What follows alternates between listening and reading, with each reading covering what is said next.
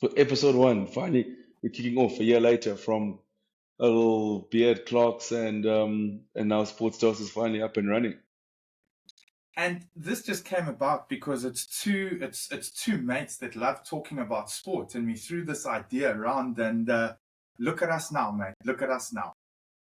No, 100%. I mean, I love the fact that it's like you said, it's two mates who love sports. I mean, that's the big basis of our friendship was I love through sports, and then obviously we became really good mates through it. And it's just amazing to finally get SportsDose on the go. I mean, mate, it's going to be a hell of a journey. I mean, we've got guests lined up. I mean, we're going to be deep in DMs of our mates and trying to make sure they come on. And then, I mean, I'm excited for the interviews, the guests, the chats, the banter. I mean, I think the best thing about sports talk is the fact that besides the Springboks, I mean, the Proteas and the Lakers, hence, I mean, with my Lakers jersey tonight starting off well. And then there's no other team we actually support. So this is going to be, it's going to get heated. I think so. The banter is going to be there. The debates are going to be there. The arguments are going to be there. But I think ideally, as sports lovers, that's what you want, Cooks. I think that's personally what I want. I want us to share the emotion, the passion, everything together. We win together, we cry together, and when one of our teams lose or win, it just goes with the show, I suppose. No, 100%, mate. I think that's what we want. I mean, it's basically all our conversations where we have when we're having a beer. They're normally at arcade, so I think it's a good swap now that we've actually we've made it into a professional setting. Okay, what a special place! What a special place, Cooks. Tell me, mate, before we get into it, how was your weekend? Tell me a little bit. We are going to call this segment. What did we say we call it again? We call it catch up to fans, where we just catch up on live first before. I mean, you are mates first. I mean, we have lives outside of sports as well. But And weekend was good, boy. Very chilled. Drake dropped on Friday, so that was great for him. So I've been pumping a whole bunch of Drake the last few couple of days, and it's been a very good listen. I mean, my boy has been called out saying he wasn't rapping enough, and my boy came back hot.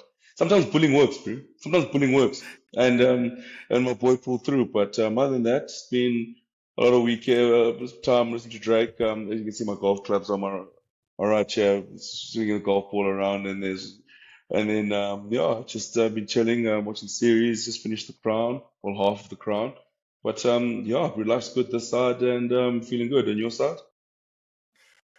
just quickly before we get on to my side, has Drake ended the GOAT debate by any chance, Cooks? Has he ended it just from what he was able to deliver again? Again? It's tough, mate, because especially the music one especially rap one is difficult. I mean, I think probably Jay-Z's. I think in our generation, I mean, we put Jay-Z probably at the end, like late Jay-Z. I think you go back and listen in terms of just the volume of albums and the quality he's had. I mean, for me, Drake's my goat. I mean, I love Drake. I always say it's like it's hard because you get people like mates or older mates, and they always mention like say Tupac and guys like Andre 3000, and for me, it's like guys that I haven't probably listened to as much as I've listened to Drake. I mean, all I've known is Drake probably since I was like 16, 17. So he's been I mean, I was a Lil Wayne fan first. Like I was that guy that had like, we used to have memory cards as kids. I remember memory cards. It's probably stacked with Lil Wayne songs. We knew what a mixtape was, and then Drake sort of took over. For me, he's the GOAT. I mean, just different type of music. The most relatable artist we've ever had. I think he's, if you look at social media, I mean, everyone's got an Instagram Drake caption. I think I've run out of Drake lyrics to quote now, but the new albums he's gonna give me some good ones. So just looking for just watch out when I drop on Instagram now. There's gonna be a whole bunch of Drake quotes. Oh, mate, I'm so excited. And I just like, I know you love hip hop. I love hip hop. That period, man, Lil Wayne, what, 2008 to about 2011. Jeepers, mate. Wow, There, wow. there Get wasn't it? a run. I don't know if there was a run that period, but mate, what a time. What a time. Flipping hip hop lovers, you and I, sports lovers. What a bond. But Cook's quite interesting from my side, mate. I think I let you know a little bit that I've joined the mighty Ike Tigers. And we had our first team building event on Saturday morning, Cooks, and I will not lie to you, in a typical Ike fashion. Mate, it went down. It went down. I think the boys, there's a very famous little thing that goes on about Ike Tigers, a famous saying about being a big dog in the evening, big dog in the morning. And I had to live up to that because it goes down there, and those beers flow. The sun was out. It's just one of those days where one of your famous things. You feel sorry for those beers, mate. It's a bad day to be a beer on such a good day. So yeah, it was good, and then just recovered on Sunday, and then back at work on Monday, which is what you do, hey? Big dog in the evening, big dog in the morning, and mate, we move on. No, 100%. I mean, it's a massive saying. I love that saying as well. But mate, I mean, obviously, I mean, not many people know that you also involved with Bishops coaching the first side there, taking the forwards in the defense. How's that transition been? Obviously, going from the school setup, and you did a bit of club at False Bay now. Obviously, I mean, the Ike Tigers Varsity Cups around the corner. I mean, just make Faber's quickly around the corner. How are you finding the transition? Transition so far has been it's been quite a funny one, and the only reason I say that is because the boys are deep in exams, and can you remember ever playing rugby or trying to at least practice rugby when you were doing exams? Mate, your head's not all there. Well, it's there, but you're really thinking about bio on the Monday. Then you've got numbers with accounting on Wednesday, and so forth. So it's just one of those things that as a coach you almost have to understand, so you can't get too hyped up about it. But in terms of transition, the rugby down in the Western Cape, mate, the amount of talent, I've said it over. I've been so fortunate to coach in Joburg at my old school Cares, and without speaking over somebody else, the talent in the Western Cape. You've got the southern suburb schools, and then you have obviously the schools from Paarl, Steadies, Powerhouses. and just powerhouses, mate. So every single weekend is an absolute test match. But in terms of transition, early days, I think I'm all still trying to learn. I almost felt like I was a student again over the weekend. I mean, we had our first beer about 9:30, and I mean, I'm not the youngest now, mate. I'm definitely not the Well, youngest. So coaching was your baby compared to some of the others going around. as Razor famously says, I mean, we know Razor's a G. I mean, he's won everything over a period of years, but he genuinely says one of the main reasons that he actually coaches, and I think if you're involved with sport, there's always that addiction to adrenaline. And Razor says there's that addiction to adrenaline, but his personal addiction to coaching is basically it keeps him young. So that's just what it does. It's the banter with the boys. It is the adrenaline rush that you get on that Saturday, all the hard work. But as I said, I think it's just about keeping you young, and something, it's going to come with shows, but it's just how different sports, different sports codes do different things, which I'm really, really excited about. And I mean, you've been involved with a little bit of rugby. You know what goes on after a Saturday win, that change room. I mean, is there a better feeling than being in a rugby winning change room? No, no, 100% not. Especially after a big win. Especially like I mean, it's one of the hardest things to do. I remember, I mean, I was lucky enough to coach first team rugby for about 4 years at Woodridge College. I mean, it's one of those things where I remember a mate of mine used to, with the guys to coach with, his biggest saying is after a game, you'd never be like, I mean, shake hands. He never says, well done on the win. He goes, well done on a good week. Because, I mean, you know how Yes. much it goes into it. So it's always like, it's from the Monday from recovery to getting ready for the next game and sort of that transition from learning from your mistakes in the previous game and then obviously preparing for the next game and fixing areas. Because sometimes I always find the hardest thing about coaching was there's certain areas you get wrong. For example, let's say you scrum well on the weekend, but use your exits wasn't as good. But then the side you're playing well on the weekend is you actually have to be more. You're requiring on ball position. So it's like, okay, you got to fix that area, but and quickly transition to how are we going to play on the weekend? Okay, this weekend we need to sort of keep hold of the ball a lot more. But then you go, okay, then the next weekend you need to kick a little bit more, and sort of trying to solve that and put the puzzle together. But I mean, for you guys, especially now, I mean, at the Aki Tigers, I think you have the exciting part of the season, a part of the season that I loved, the sort of the start of the season where you sort of putting the puzzle together. Because I mean, as coaches, we see we know what the puzzle looks like even from preseason, you kind of know how you want the puzzle to be. A wise man once said to me that coaching is a 1,000 piece puzzle. If you can get 700 of those pieces, you're in a good space. You're never going to get 1,000 pieces right. It's never going to be complete. No one has probably coached a perfect game, I think. But it's like if you can get about 700 pieces right, you should win most games. If you get 800, 900 pieces right, mate, you're winning a final or you're putting points on the side. So but this is the fun part of the season where you're sort of putting those together, and it doesn't look pretty when Oaks are doing conditioning and when the Oaks are for them it's hard for them at that stage for players. I think as a player you don't see the bigger picture. Then all you see is another fucking tackle bag that I've got to pick up, or another lap I've got to run, or another bleep test I've got to do.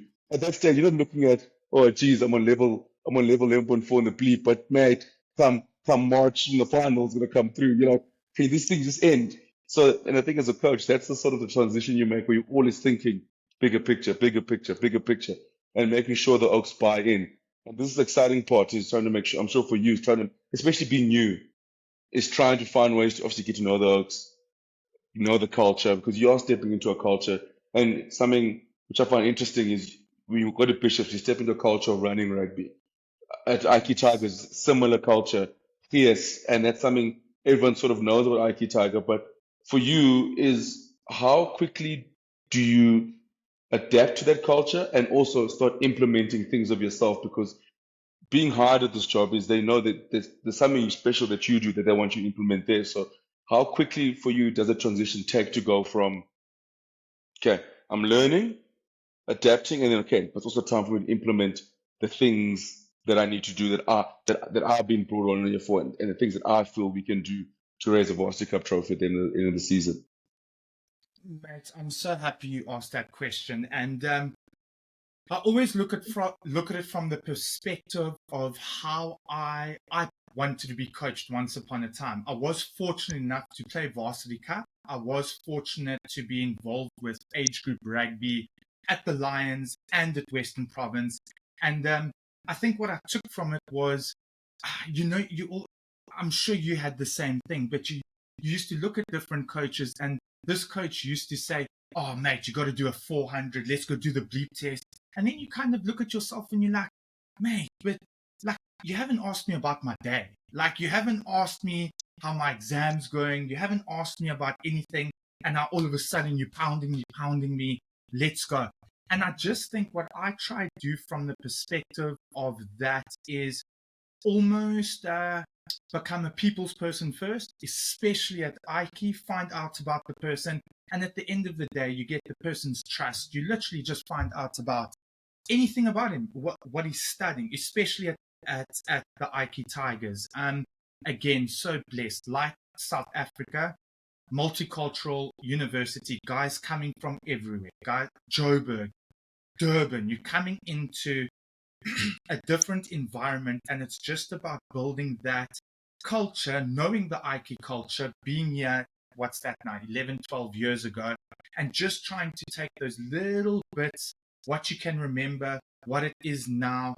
And I can't speak highly enough of the coaching staff and how they've been able to bring me in.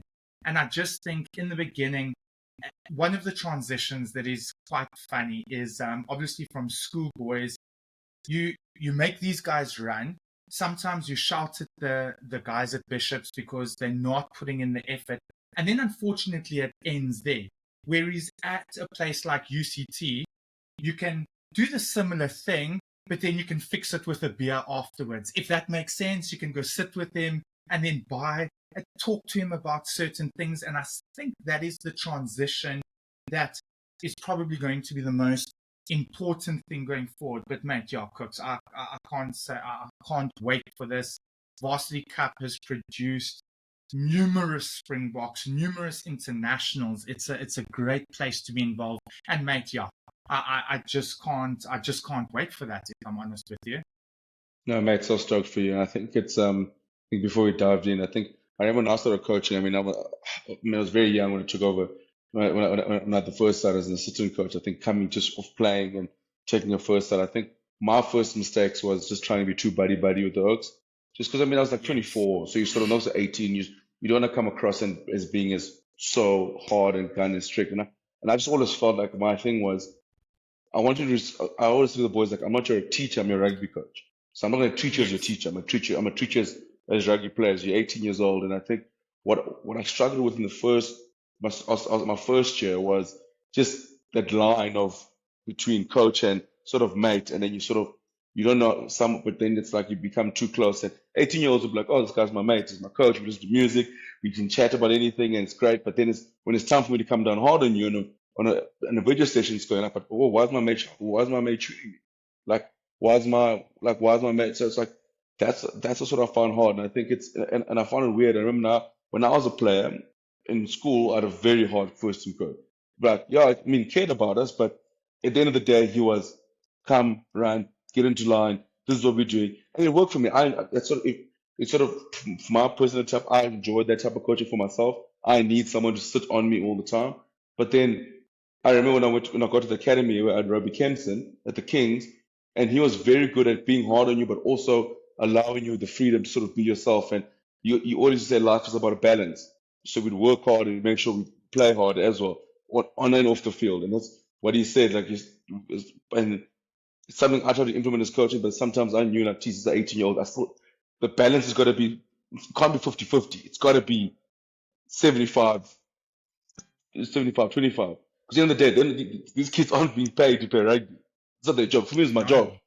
So they love the game. So I think that's such a hard thing to deal with, that transition of sort of, especially being a young coach, especially being around Oaks that sort of similar age. And it looks, I think for you, it becomes a little bit easier now because the older you get, the gap between you and the players are. So some Oaks, like I remember, like when I started my first 2-3 years of coaching first team, everyone called me Cooks. But then my last 2 years, it was Sonkosi. So, because they never knew me as cooks, they knew me from young. So as they got those, so I think that's always the interesting dynamic, especially with coaching and people. And because I use the same way with my videos. When I make videos, it's all about people, right? It's what video can be as relatable to people. People can relate. If I just make videos about sports, only a certain section of people can relate. But if I make videos about sports and washing dishes, I bring a whole bunch of more people into it. But in doing so, I gotta still put my personality on it because I always say to people, no one else can do what I do because it's me. This is how I am. This is Yes. how I am off camera, off camera. It's genuinely me. It's not put on. It's not you spend time around me. It's not put on. It's not like I'm quiet in general and then in front of a camera and then I'm like, it's just not put on. So I think even with coaching, it's like you've got to be able to implement something that is you that no one else can do. Otherwise, rugby will be boring or sports will be boring because everyone will do the same thing. Everyone coaches the same way, especially now how times have changed, how we talk to kids. Kids are more woke, I would say, but players are youngsters, they know a lot more. They talk back. They know things. They ask questions. Mate, do you remember when we were like They're in on matric? TikTok, mate. They're on TikTok. They're on Mate, Twitter. They're 10, on mate, everything. 10 It's years ago, not. 10, 11 years It's ago, literally. we learned the hard way. Sometimes you don't talk back. It's just, this is the way we play. And coach is boring. Then, man, go play second team. Like, those are your options. No, it literally was. And now, just on literally what you're saying, I had a very similar coach to you, Cooks. It was more of like when I say a It's a Carl corporal way Spillas, of eh? managing. He's a hard man. Mr. Carr, Hard man. bro, you're giving me nightmares. I might stop.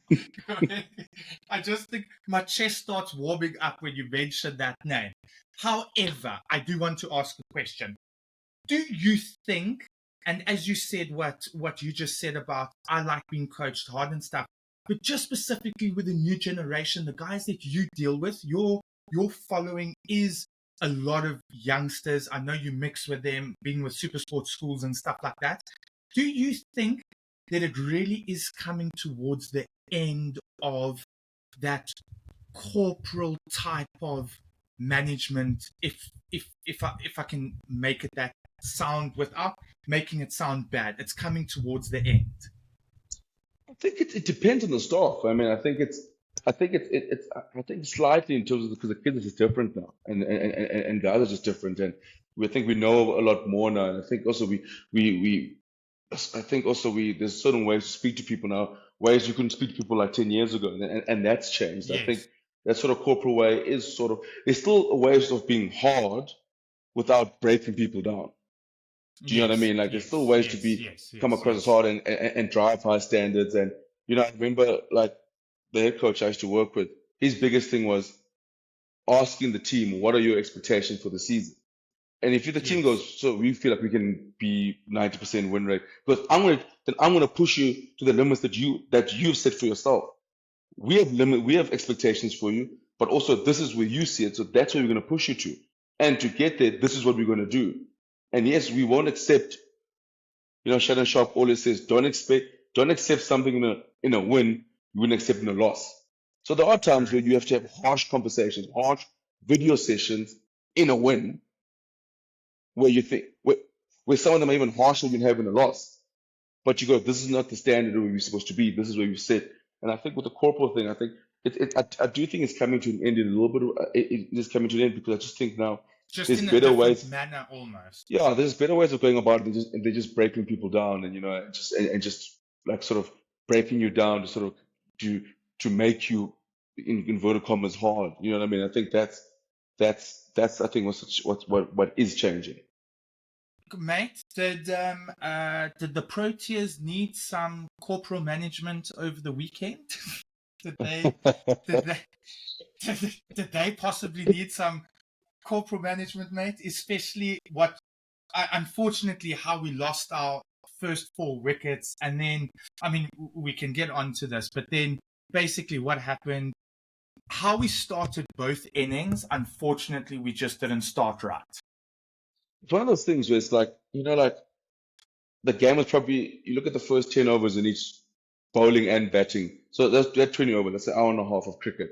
That's probably where we lost Yes. it. I think that's the hard part where Australia. I mean, you look even in the final, the way they chased that first, how hard they went at Shami. Yes, they have lost a few wickets, but how hard they went, and that's the sort of the tone and the way they want to play. And I think we didn't have a great start.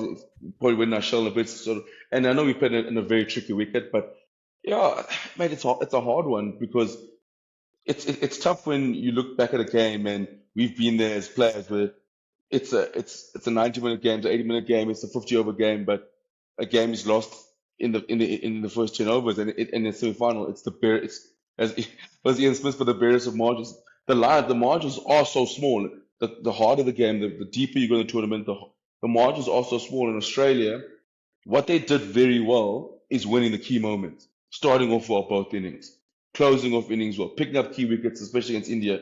Whenever India sort of got momentum, they picked up wickets, and when India sort of fought back as well. I think the 30 overs went by in the final, in India's innings, they scored two boundaries, so they never let them get Yeah. away with it. And you look at, for example, like then Trevor's Head opposing the chase, even when they were sort of 2 wickets down, you're thinking, oh, gee, Shami is cooking here. Bumrah's cooking. Shami says, okay, cool. My job is to go. I know what my role is. If I go out in my role, it's I'm willing to accept the consequences. And I think it's something that we're going to touch on now. It's that World Cup heritage, sport heritage. Certain teams just sort of have it. I'm not saying the Protests don't have it. I'm just saying certain teams just know how to win the big moments in crucial times. I totally agree. And just going back to what you just said, mate, Australia suffocated India. It's as simple as that. That's what they did. India tried to be a little bit smart with going with a softer pitch, even though, I mean, Cooks, personally, mate, this is one of the biggest chokes in sport I've legitimately ever come across. Somebody asked me, I was training one of my clients, and he doesn't know too much about cricket, and he basically said, could you explain it to me in football terms? And I basically said, okay, imagine playing in a group stage where you in the group you win every single game 3-0. Okay, you're confident, No, your players are in form. You've got the GOAT Virat Kohli, who, I mean, is just, as you said the other day, He's a bad the man. man's always shocked when he goes out. Why does he always just look so shocked when he goes out, man? And it's like a 2 minute stare where he's like, dog, what the fuck just happened? Someone actually got me out. Like he's always just looking. He So kills me. he kills you, but I genuinely do. And then I said, and then so imagine winning 3-0 all the way through, and then it comes to the final and you lose 3-0. That's legitimately the only way that I can probably explain it to you in football terms. Cook's biggest choke? Yes, no. The only other team that I can legitimately think of is possibly the 2007 Patriots, and then I could possibly think about the Golden State Warriors, but they had Oh yeah, another oh GOAT jeez, on their yeah. side. I mean, But that's 3-0 down, three. I mean, was it 3-1 up, 2 games at home? Oh jeez, yeah. It is. I think it's one of the biggest ones. I mean, mate. I mean, you have plus. Don't forget the pitch is catered to your needs the way you wanted it to. The yeah, old pitch, all that. You get home. You've won 11 straight. You're playing in front of the biggest stadium I think biggest cricket stadium in the world by far. You've got the prime minister there who stayed. The stadium is named after, and then you got all that, mate. You got what you wanted. You're batting first, which you've done very well, and then you put up a stinker.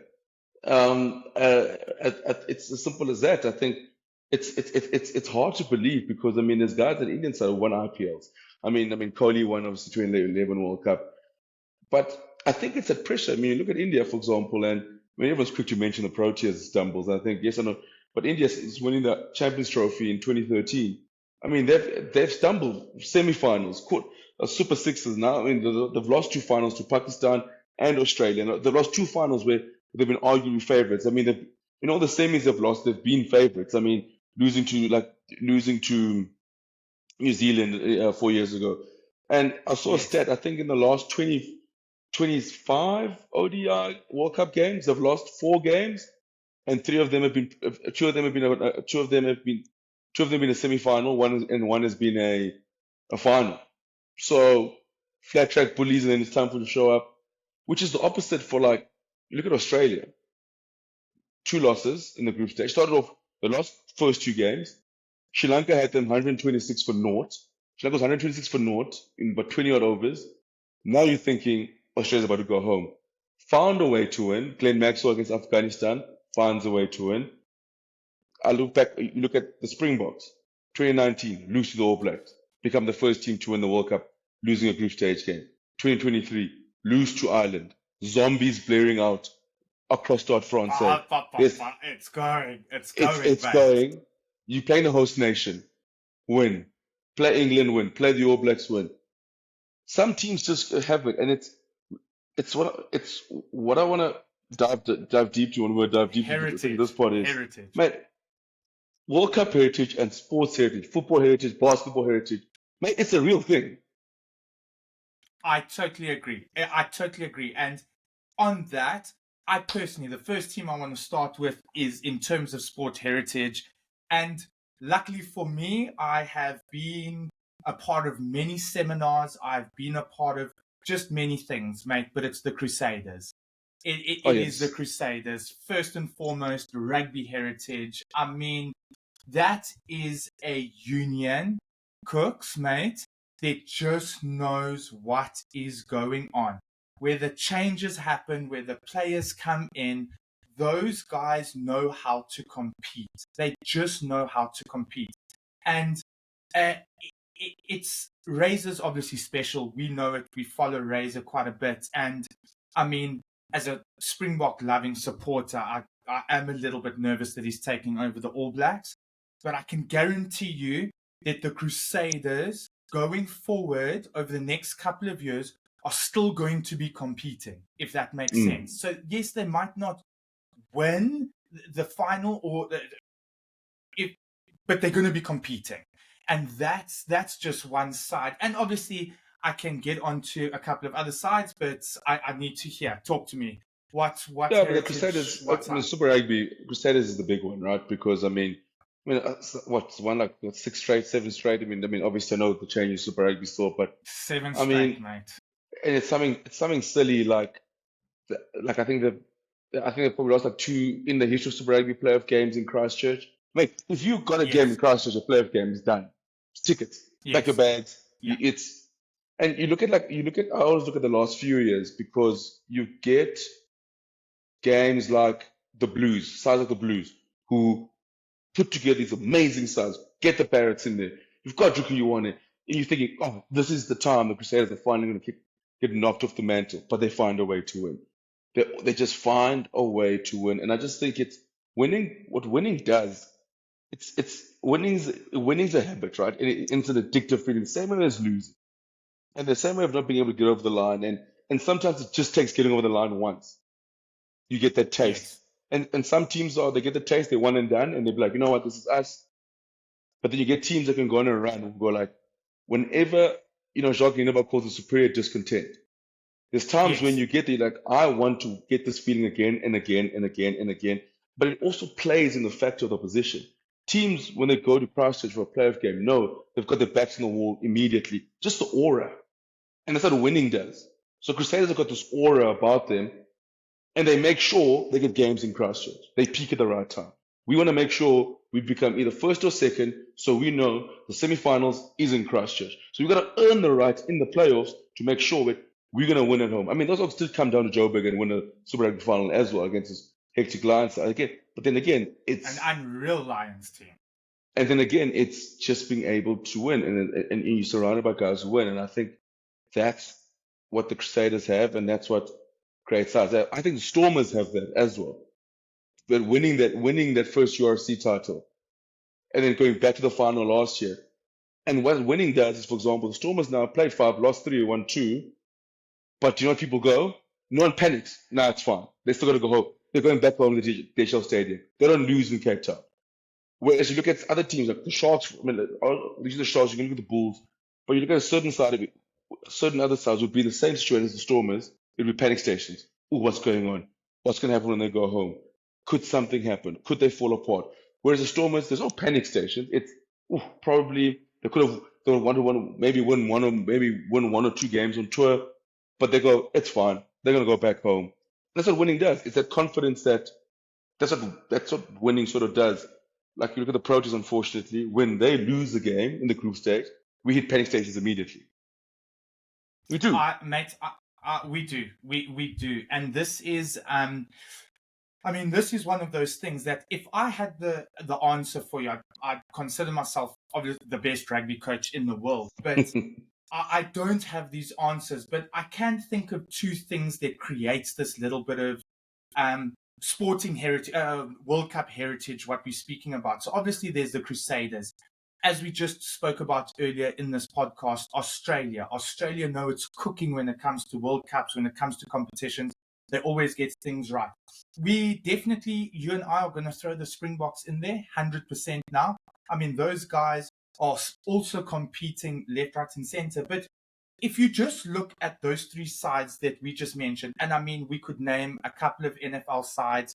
I mean, Yeah. the Patriots with Tom Brady and Bill Belichick. But off the top of my head, just looking as a coach's perspective as well, all those sides did two things really well. And one thing was that the coaching staff always seemed like they were one step ahead of the nearest guy. The second thing was the coaching staff had the players. So they basically knew what they were working with in terms of you've got a handful of players. How do we use those players in the right spot? And that's what I'm talking about. Do you think that had the Proteas got that right now in the World Cup with basically using certain people in the right spot, we could have broken this hoodoo, maybe? Don't know. I don't think you have the players. I think it's the players thing. I just think, I mean, unfortunately, it has become a big monkey on our back, and we've tried everything, and people have tried everything. Don't mention the C word. Embrace it. I think it's one of those things where sometimes sometimes just get unlucky. I mean, you look at, for example, sport is rough. Sometimes you do get yourself in the wrong place at the wrong time, and I think for us, we did so well on the weekend. I mean, for Australia, the way we pulled back against Australia. If we didn't have any flipping fight in us, we'd have rolled over and lost by 10 weekends against Australia. of that start they had. But I we found agree. a way. We got back in that side, and I think it's. I don't think I hate the word. I don't think it's a choke. I just think, yeah, you know what? Unfortunately, we got it wrong for 20 overs in that game. But I think we do have the personnel. I think it's just again you're coming at the side that you got to put away early, and then you give them a sniff, and unfortunately, you always sort of fighting back. It's like you get Real Madrid in the Champions League final. Like you look at the last time Liverpool played Real Madrid, you don't take your chances. You are the better team on the day. Triple control was fantastic on the day. You don't take your chances. Madrid gets one and you lose 1-0. And it's like they just find a way to get through. They'll always find a way to win. And I think like Man City went through a period of not being able to get it right in the Champions League and just finding the wildest ways to lose games, wildest ways to I get knocked out of know. the I Champions League. know. But now they've gotten that monkey off their back. Now that's the scary part now is because now they're not a league, they're not to win league titles. You've seen firsthand. They know how to Yes. close it out. Twice. But now, Literally twice against us. but like now, having won the Champions League, it's that experience of we've been here before. We've won. I think with the Proteas, I think there's a lot of guys on the Proteas side who've won domestic competitions, T20 competitions, ODI cups. I do think once we get that monkey off our back, I think we can go on and run because that's it now. It's done. We've moved on. We've got one, and that's why I'm very confident in us bringing back the T20 World Cup next year. I think this is a great learning curve, but and also people forget, mate. There's a stage we were worried we weren't going to qualify for the World Cup. I know. And a lot of people actually forget that. Legit, a lot of people forget. So I think if you get one done, I think it's in the Man City mode pre-Champions League win where we just need to get that monkey off our back and we're getting ourselves in positions to win it. Because 2019 World Cup, that was probably one of our worst we've ever had. But again, we're competing, we're getting back in the place, we're getting ourselves in positions to win. I think obviously it is disheartening as fans and it's like, oh man, but we just get this monkey off our back. And I think we will get it right. And I think with the Springboks, I mean, to divert to them, man, they know how to win World Cups. And we saw that. I mean, you look against France, where I think the World Cup was won personally.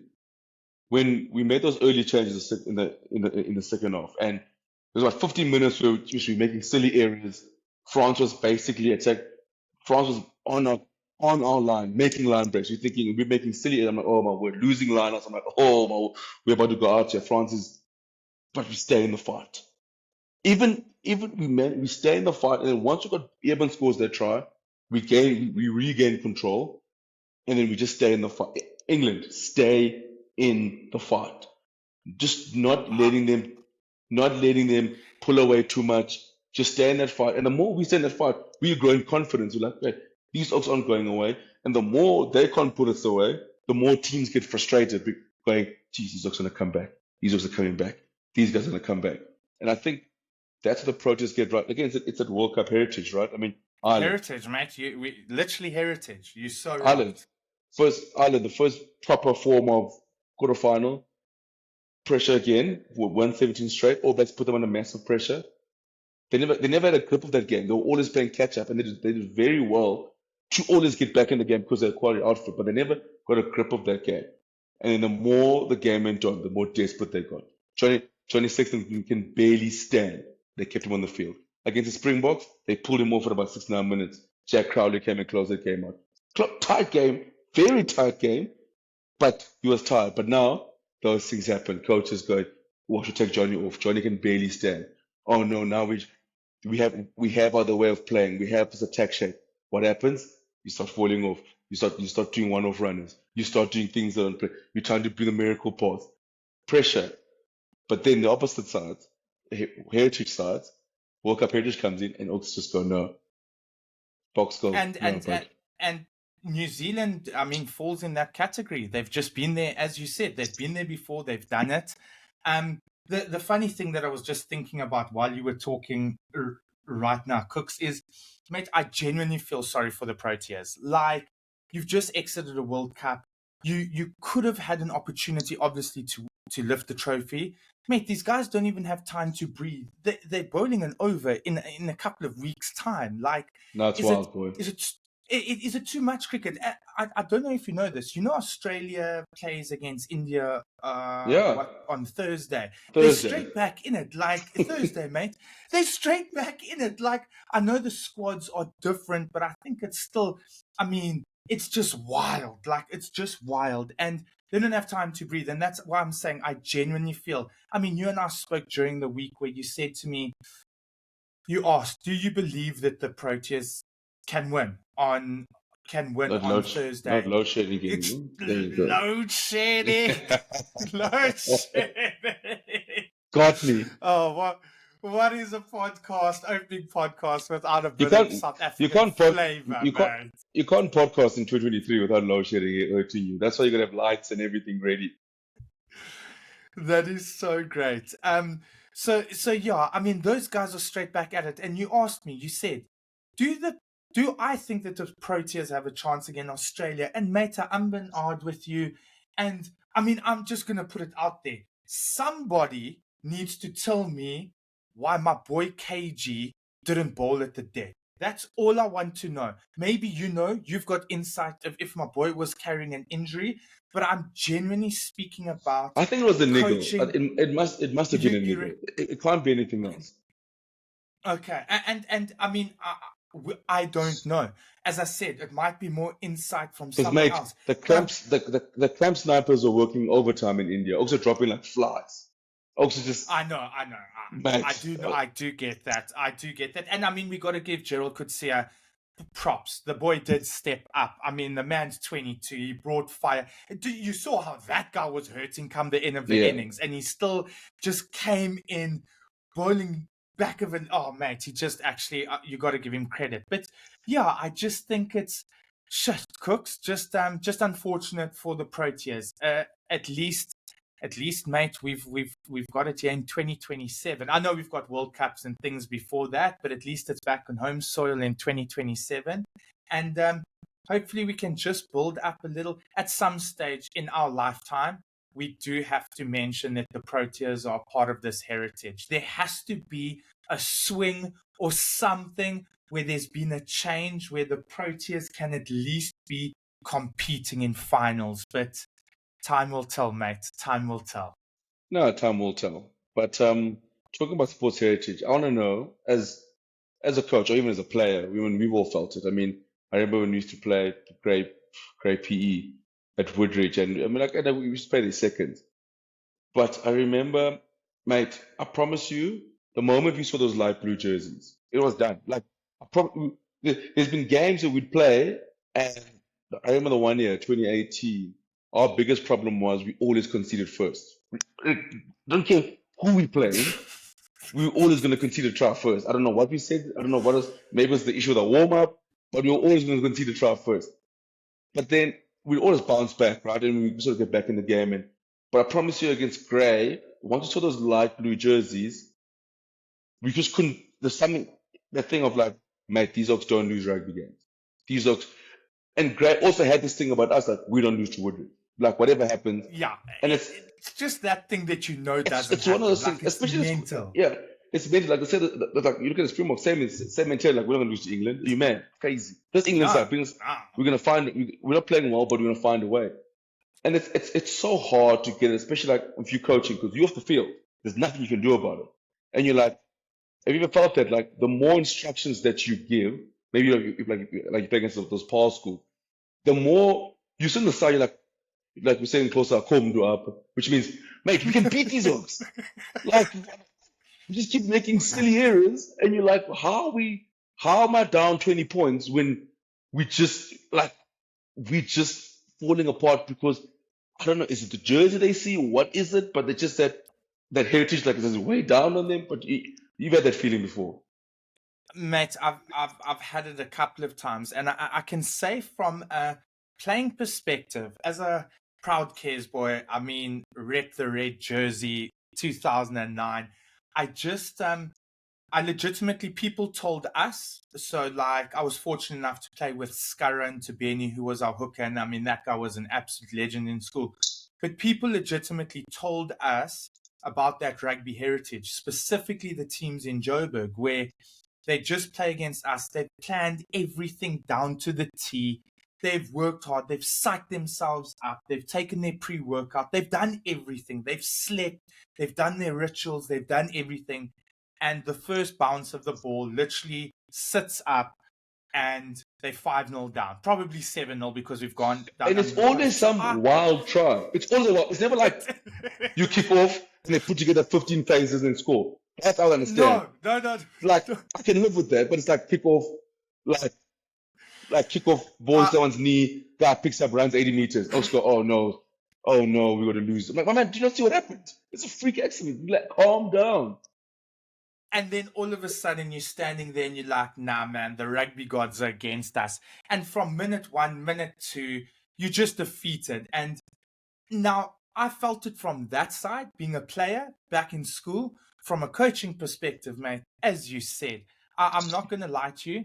Southern suburb schools, every single time they take that 45-minute drive into the winelands, it is the same feeling over and over. You've got a plan in place. Cooks, mate, you have done 20 hours of video analysis. You know exactly where their lineups are. You know their attacking shape. You know how they defend. You put everything in place. Mate, after the first 2 minutes, you have conceded an outrageous grubber from JC Moss, where he's just given a grubber through. It's bounced up. He's unfortunately stepped about 3 oaks and he scores. And then, but what we're saying, rugby heritage. I want to put it into a state though that Bishops absolutely love the place. Has the rugby heritage, I mean, is standard there. Produced Springboks, famously running rugby. So from that perspective, I've also heard from the other side that those sides look at it from that perspective as well. Oh, Bishops has rocked up here. You know that there's a high possibility they're going to score 1 or 2 outrageous tries. We just got to make sure that we're 20 points up and it doesn't affect us. And that's what makes this whole sporting heritage thing that you and I are talking about so epic. And long may it continue, Cooks. I mean, we want to have these chats. It's just absolutely unbelievable. I want to ask you a quick question. Rugby heritage from, let's say, I'm talking more or less our age group, we know certain teams, which are across the board, different sporting codes. Who can build a sporting heritage over the next couple of 10 years? Who can create something now where in 10 years' time, you're now sitting there here and they've said, shucks, man, these guys know what's going on. Any teams, anything come to you at the top of your head? I think the Stormers can create it if they win a URC again. I think that's something. I think obviously you got 2 finals in the board. I think you can consider you're going to run if you get yourself in another final. Sort of you go 2 out of 3. You put yourself in the contention of like, listen, now you put yourself in different types of debates, especially like best sides in SA. The Bulls, I mean, they put themselves deep in. I mean, they're probably leading the conversation from what they did in '07 Super Rugby and 2009 and 2010.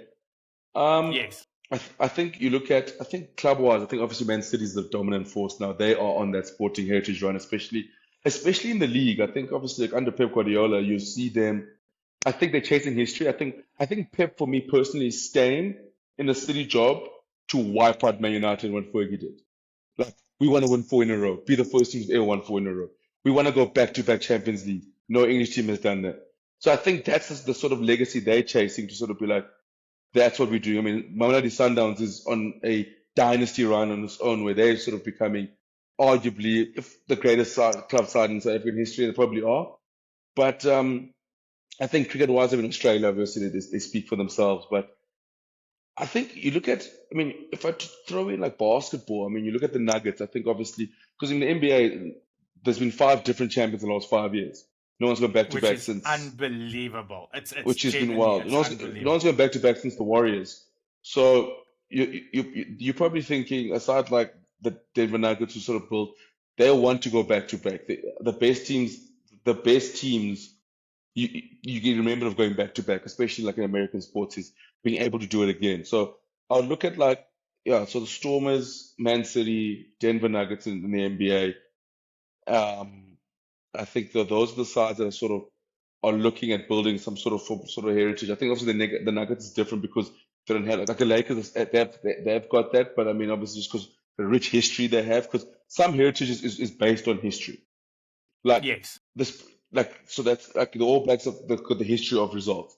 The Lakers' history of what they've done in the past. The Springboks now have got that history, and also they sit in a place now where they're going. We can actually be the first side to win three straight World Cups, and it's a very much a big possibility with Rassie back on board as head coach. He's still in the mix. The players there, you got the Williamses, you got the Williamses, the Roos. I mean, Roos come through the Jasper pieces. Guys, there's still guys young enough to go back, and they're hungry to be like, you know what, imagine us doing a three-peat. And World Rugby also, they petrify us pretty much because we keep on innovating. We are the innovators right now. We We, are. That's what I was saying. and Thinking and outside the box, man. 100%. And that's what teams are trying to figure out. How can we catch up to the Springboks? That's what it is now. How can we catch up to the Springboks? And so I think you look at those sides. Those are the sides I think for me that can go on on a run and be sort of make themselves into a big sort of make have their own form of heritage. Who do you think?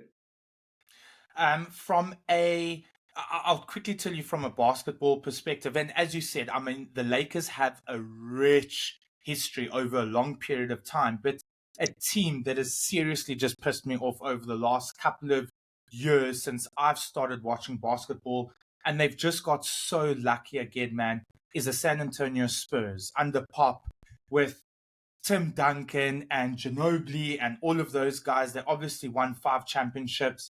You think they're dead and buried, and then all of a sudden they probably go get the next generation superstar. Hmm. And I mean, my thinking is they've obviously won 5 championships in a 20-year span. Now all of a sudden with the Nuggets and the Spurs, you're going to have, they're definitely going to be competing in the next couple of years. As soon as they build around Wemby, who is an absolute freak of nature, I think that they personally have the best chance. And yeah, man, it's just so sad. As I said, you and I love the Lakers.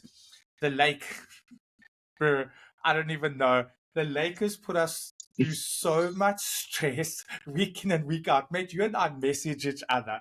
I know they won by 1 point the other day, but legitimately, it always feels like we are one basket away from just being like, when you just, it just drains you. It just drains you. So I would Problem is, say, it's like the problem is, it's like it's 6 a.m. sort of straight. I'm starting the day flipping watching the Lakers. I'm starting the day. I'm always in bed watching it as well. So it's like I'm like if the Lakers lose, I'm starting the day. It's like I'm pissed off at the world at 7 o'clock in the morning. Like that's how I'm starting the day. I'm like, well, like how like now I gotta find something to like I gotta want to find something to keep me like a boost as my days like I'm leaving the bed because it's like I hate those 10 p.m. Premier League kickoffs because I go to bed it's almost 12 in the evening. I'm staring at the ceiling trying to figure out what the hell is wrong with Chelsea. But on the Lakers, when you lose in the morning, I'm waking up. The first thing I do, like I haven't even sent a good morning text to my girlfriend, but I'm already angry at the world. I'll never forget this. I promise you, it was a couple of seasons ago. Liverpool had that 8 o'clock kickoff on a Sunday, mate. We were going through a really rough patch, and we I lost. miss those So days. I miss those days. With we I was a hard on the boys. I miss those days. Those are good days to me. we lost on Sunday night. So you're starting your week off already bad. And I woke up for the early tip off. The Lakers were playing and they lost again. So it went Sunday evening, Monday morning. Mate, I didn't recover. I swear I didn't recover. There were no midweek kickoffs.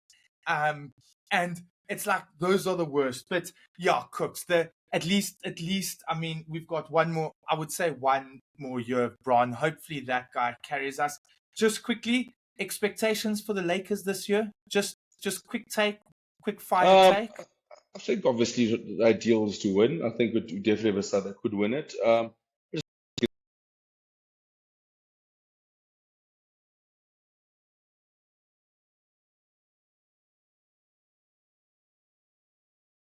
Can hear you. Sorry, you know what happens in podcasting during load shedding. It's absolutely wild on that side, and like with the Lakers. I think obviously it would be great to win. But I think realistically, we now have to go back to the conference finals. But yeah, I think for me, number one expectation is to probably always win. And your side? Oh, mate, the only person that's really carrying the Lakers right now is Reavers. I mean, we've got and Bron, obviously, but I don't mention Bron because Bron is Bron. I think that we're in a little bit of trouble, mate, and the only reason I say it is because I mean, what are we calling it? Dad time? No, what did we say about For the Bron? time. Is it? Father time. Mate, he can't be playing the minutes that he's already playing so early on in the year. And we only really competitive when he's on the court. And then I mean, we spoke about it last week. AD is legitimately deciding when he wants to rock up. I don't know what is happening, but he literally just decides. So when Bron's not doing his thing, you're hoping that AD does his thing. Here we have a couple of role players, but I just think it's going to take maximum effort. But hopefully it's one last ride for Bron. But yeah, at least it's in the beginning of the season, so you and I have so much to talk about. And Still early and days. The Cooks, mate, it's problem early days. is That's what I'm saying. in NBA there's 82 games, so we're watching about like 15 games in, so it's you got to buckle up and sort of and hope for the best. I mean, it's still a lot can go. I mean, it's still, I mean, trade deadline's only in ends in February, so I mean, who knows who we bring in there and how many guys we bring. We saw what happened last season. We sat here at the start of the season with Westbrook and the guys saying, "Oh my word, like this is we're gonna make the playoffs," and then I mean, Rob Pelinka does a masterful job, brings in a few guys, and then at least win a conference final. There's still a lot of basketball that needs to be played. Still a lot, still. It's like it's even sports wise. Right? You look at like even rugby. Like just to say this, I think to all the viewers who support all the South African teams, do not panic. Do not Okay. panic. There's still a long way to go in the URC. I'm a Sharks fan. I'm not panicking. I know it's we played five, lost five, but I'm giving Plum a chance. The guys are this team's too good not to come back around. Box are coming back, but it's just not panic stations yet. I mean, for the Lakers and for the SSIs in the URC, so still a long way to go. Premier League as well, a long way to go. We've done all the World Cups now. This is all like early bits of the season now, where you can actually buckle up into some domestic sport now for the next 4 months. I totally agree, mate. This is the rugby, the sporting slash rugby gods, just basically keeping us rugby loving South African sporters in check. Because just imagine, mate, we had to win the World Cup, and then we take our URC sides up to the north, and we start winning over there. Mate, like we'd be a little bit too much. So it's just Yeah, we might legitimately. we might end up being like New Zealand and play like URC South Africa to play against each other, like they did during So COVID. So we need to give them something. We need to give the European side something, the Northern side something. yeah, We we want just them needed to be humbled slightly. Just easy, just keep it. And we want them to, get those excitement levels. Just get that 100%, chest out, 100%. get that chest out, and let them be, mate. And then, yeah, and then our time comes now in December, mate, when our Boks are back and we on home soil. Ooh. And, whew, Talk to mate, me. mate, mate. Sto Talk to me. 16th December, Stormers La Rochelle. I'm considering flying down for the game. I'm not working, but I need to. Mate, I'm just. I've already. I'm setting the scene here. Stormers La Rochelle, 16th December, DHL Stadium, 3 o'clock kickoff. It's gonna be hot. It has to be hot, mate. Come on. That It's is gonna be a bad day. disgusting. It That's a is bad day to going be to a be. beer. I that might. Two sides that love to throw the ball around, mate. That's my event. That's my event December. That's man. I'm going to the pink the T20 game, South Africa versus India on the Thursday, and then I land in Joburg on the Wednesday from work from PE. Thursday I'll do T20. I'm thinking, mate, either Saturday morning I'm getting on a flight. I have to be there. Dylan Late's back in front of the faithful, Ooh, mate. It just doesn't get better.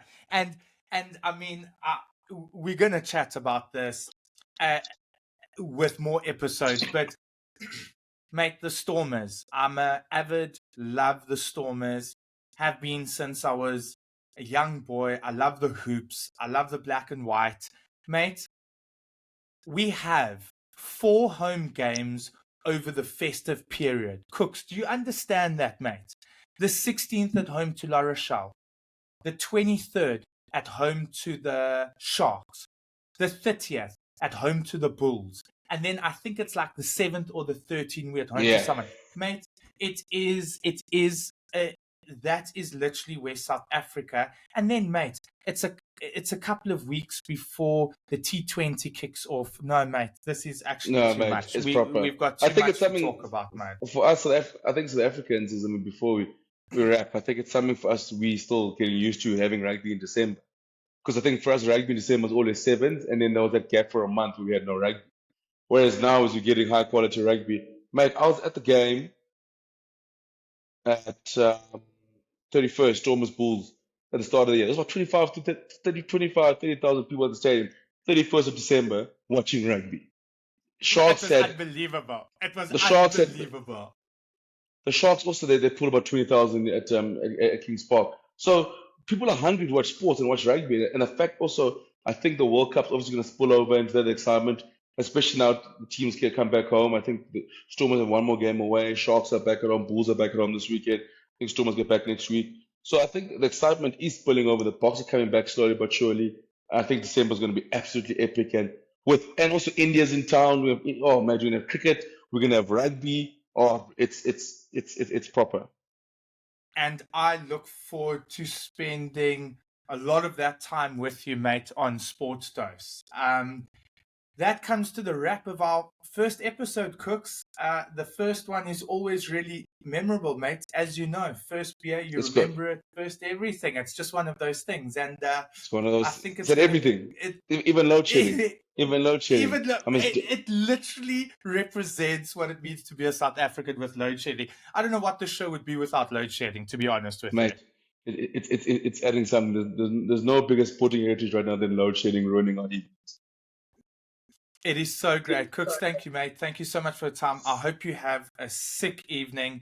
And, mate, we're back at it on Thursday talking about the weekend sport that's coming. Huge weekend, boy. Yeah. And thanks everyone for listening. We'll be back on Thursday. Cheers, boy.